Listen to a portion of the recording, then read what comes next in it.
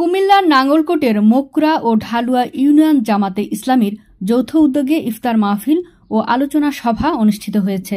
শুক্রবার মোকরা ইউনিয়নের হাসানপুর বাজারে এ ইফতার মাহফিল অনুষ্ঠিত হয়। ঢালুয়া ইউনিয়নের ৩ নং ওয়ার্ড জামাতে ইসলামীর সহ সভাপতি তাজুল ইসলামের সভাপতিত্বে প্রধান অতিথি হিসেবে উপস্থিত ছিলেন জামাতে ইসলামীর কেন্দ্রীয় মজলিসে শুরা সদস্য ও ঢাকা উত্তর মহানগর সহকারী সেক্রেটারি মাওলানা মুহাম্মদ ইয়াসিন আরাফাত। বিশেষ অতিথির বক্তব্য রাখেন উপজেলা জামাতে ইসলামীর সাবেক আমির মাওলানা আব্দুল করিম, উপজেলা জামাতে আমির মাওলানা মুহাম্মদ জামাল উদ্দিন, উপজেলা জামাতে ইসলামীর সহকারী সেক্রেটারি মাওলানা ইয়াসিন মজুমদার সহ জামাতের উপজেলা ও ইউনিয়নের সদস্য এবং হাসানপুর বাজারের ব্যবসায়ীরা ইফতার মাহফিলে অংশগ্রহণ করেন।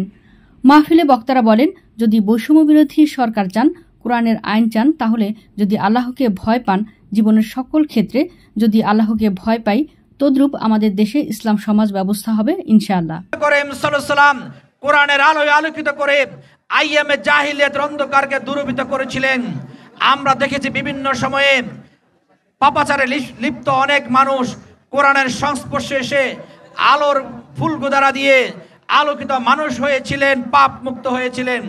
আজকেও আমরা গ্যারান্টি দিয়ে বলতে চাই, এই সমাজ থেকে অন্যায় দূরীভূত করতে হলে, ব্যভিচার দূরীভূত করতে হলে, প্রতিহিংসা দূরীভূত করতে হলে আল কোরআনের আলোকে সমাজকে বিনির্মাণ করার কোনো বিকল্প নাই, ঠিক কিনা? আমাদের জামাত ইসলামী আমাদের ব্যবসায়ী করবে, এখানে হামলা করা যারা ভাঙচুর করেছিল, শুধু এখানে যারা খেলতে নয়, 2016 সালে জামাত ইসলামীর পক্ষ থেকে মনোনীত হয়ে আমি ঢালুয়া ইউনিয়ন পরিষদ নির্বাচনে পরিকল্পনা করেছিলাম।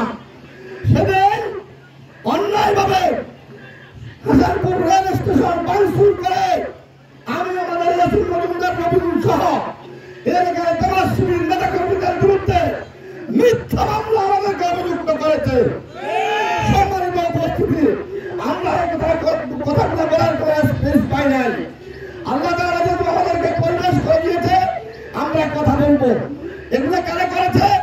এলাকার মানুষ সাক্ষী, আপনারা জানেন।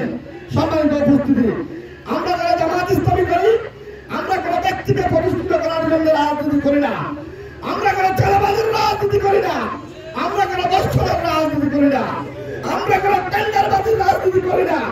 আমরা বাস স্টেশন, সিএনজি স্টেশন থেকে টাকা তুলে জীবী গ্রহণ করার রাজনীতি করি না।